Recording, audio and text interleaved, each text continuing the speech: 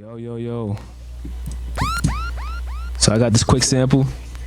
And you know what we're gonna do? Chop them up while the playoffs is on. Why not? Let's get right into it. So let's kick back and let's try to, dive in deep and see what we can do. Y'all let me know how the video looks. Audio quality video. I'm gonna try to put some still screenshots of what is going on in MP. Been getting a few requests to see how I do things in here. So definitely we're gonna give it a little take. So let's do that. So right now, I don't want YouTube to strike this. So I got a sample here. I believe it's 32 chops. So right now I'm gonna be messing with those, and we'll see where it goes from there. So let's see.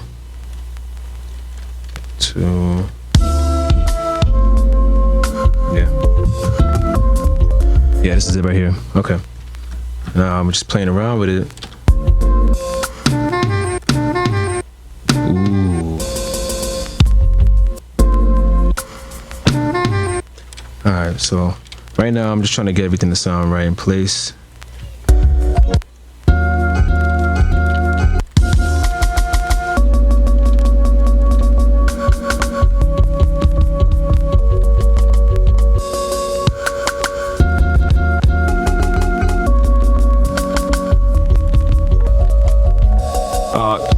Some people ask me, do I do non-destructive sampling or destructive?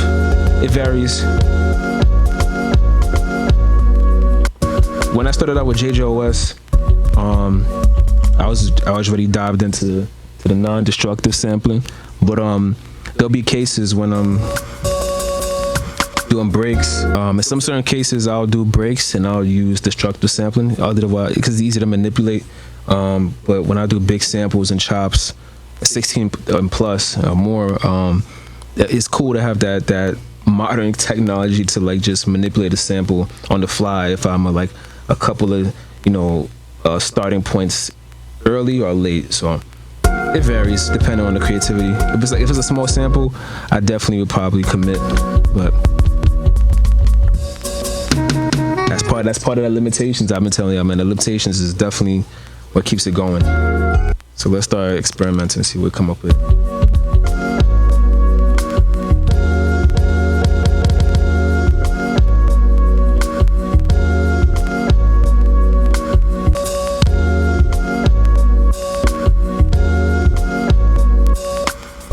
So I'm trying to finesse this pattern, the sequence.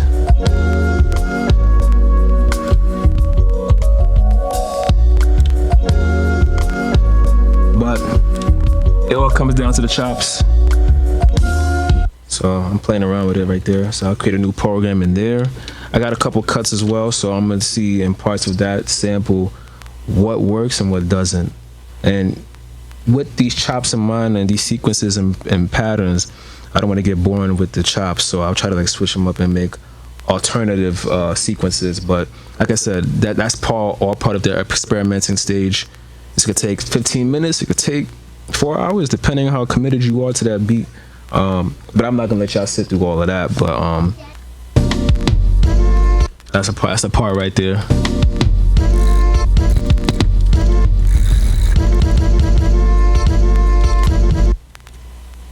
Cut that up.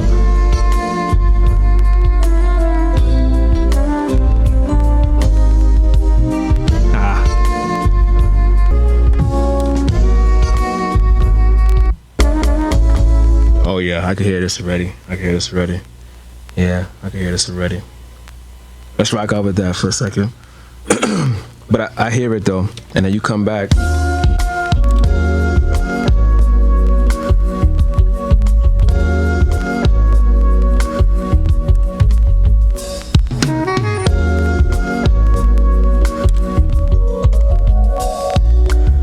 Yeah, so a lot of time and energy go into this, but it comes together. So bear with me. I know I could be boring people, but it's all worth it in the end. It's all worth it in the end. Trust me. This is how my mind operates when I'm in the zone. And then we gotta do chops for each chop too, by the way. So you guys ain't gonna see like that. I'm gonna fast forward that. So let me get on that right now.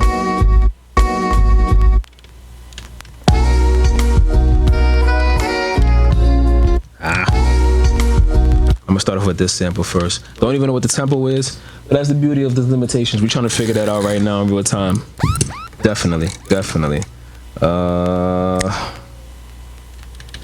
do 8 bars, right? 8 bars. So yeah, let's see how that comes out and play. Yeah. I might have to speed that up a little bit. I'm way more faster than that. Like an 84.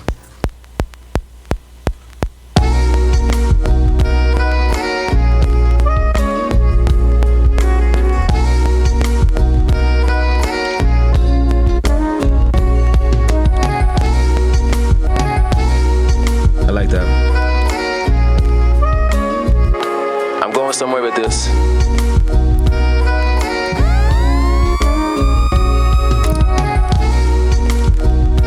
And then also we're gonna clean up those release points for those chops. It's coming. I'm gonna speed through that as well. So I don't know if you guys could see, but in my screen, this is the program page where you make all these edits and revisions and alterations to the sample. This is like the life, the heart of just the embodiment of just the sampling. Which I know that though. So we're gonna get into this, finishing this up. But yeah, I got that pattern. So I was working on the release points. So let's do that right now. Let's put that down to 0 and let's see what that sounds like.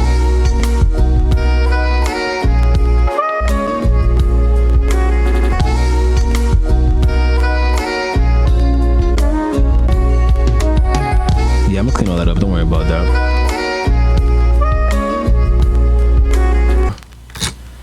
Of course, drums is coming. This is not gonna be a drumless beat, at least from what I can imagine. So let's get that in place.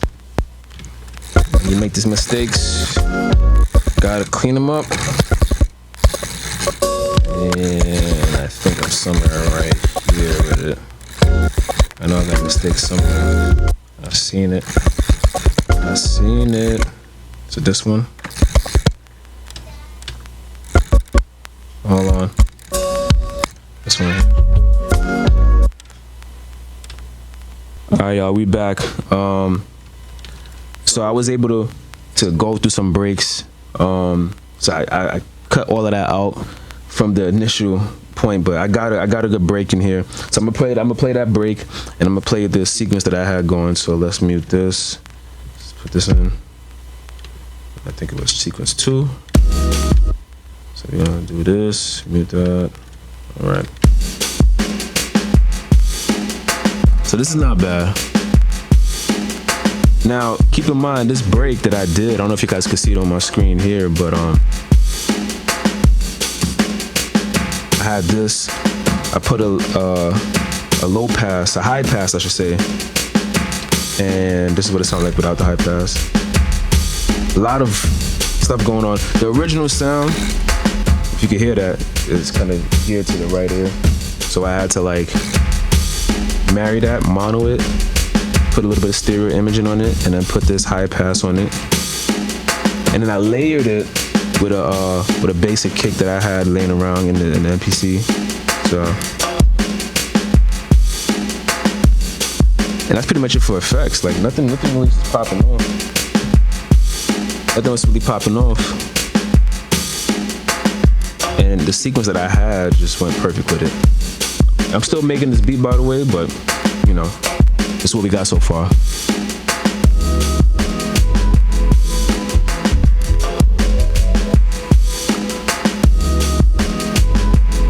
Don't worry about me. We got cocaine and coffee here. We're gonna get wide and have a big party.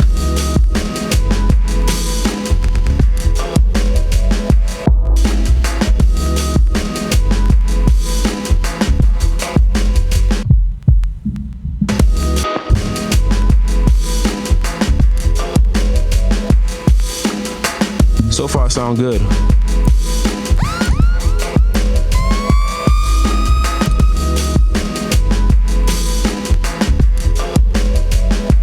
Yeah, I definitely like the levels on this.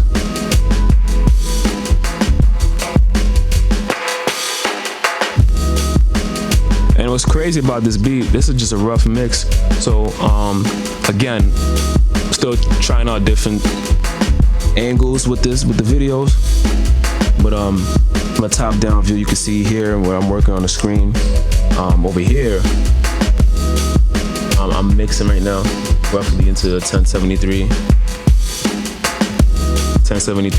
preamp. From there, we're doing this at tape machine, very subtle, compression,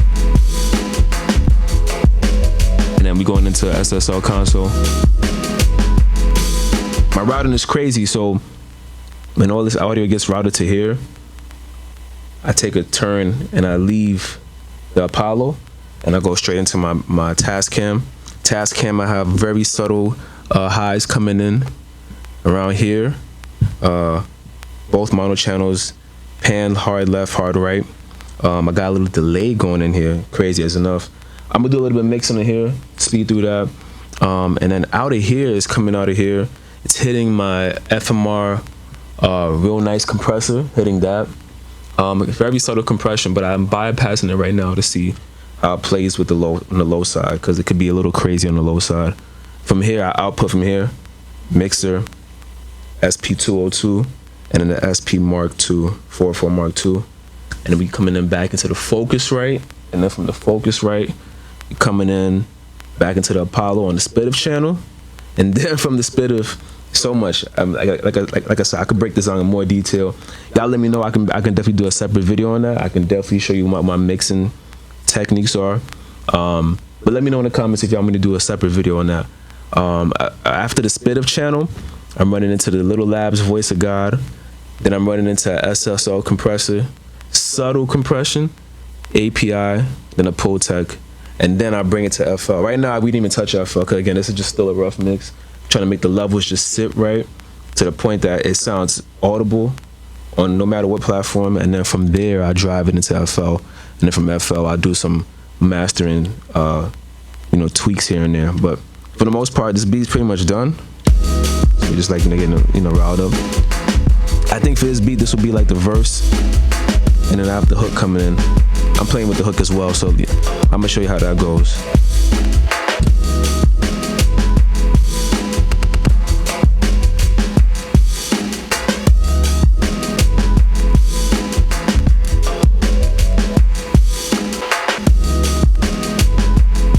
Don't worry about me. We got cocaine and coffee here. We're gonna get wide and have a big.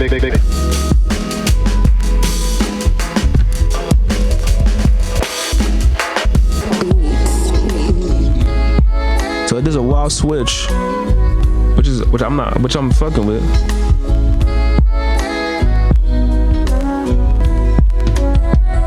Now I'm debating if I should bring that break beat back in, but something we could play with, or mute the kick.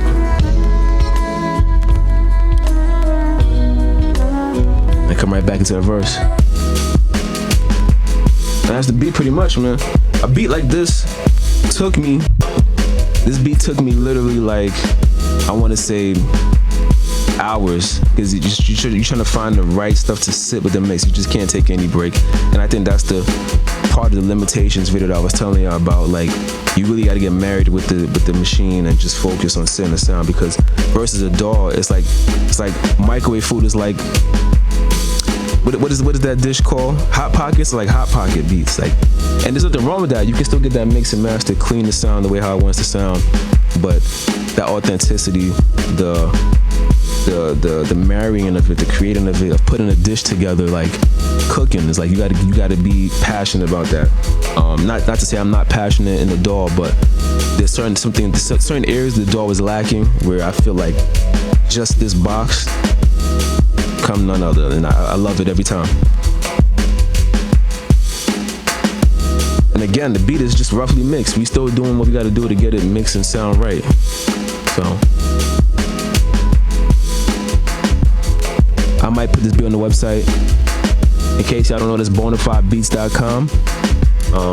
Link is always in the bio. It's always in the description. It's in my YouTube page. Yeah, I might put this up there for y'all to listen to, jam out to. I can even purchase for a lease if y'all want to rap on it. But yeah, this is pretty much what we did so far.